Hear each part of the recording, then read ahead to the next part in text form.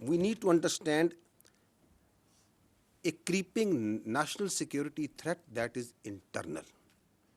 And that threat کا جو محور ہے, جو اس کا آپ کہہ سکتے ہیں جہاں سے ایمینیٹ ہوتی ہے, that is one delusional mind set and a delusional person جو کہ کیپٹیو ہے اپنی ذات کا, جس کے نزدیک اس کی ذات اور اس کی خواہشات ریاست پاکستان سے بڑھ کر ہیں.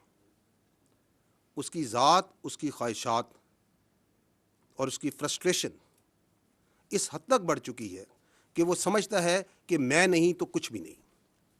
And why it may seem to you a bit strange coming from me this, because that person and the narrative that he is pushing, it has become a national security threat.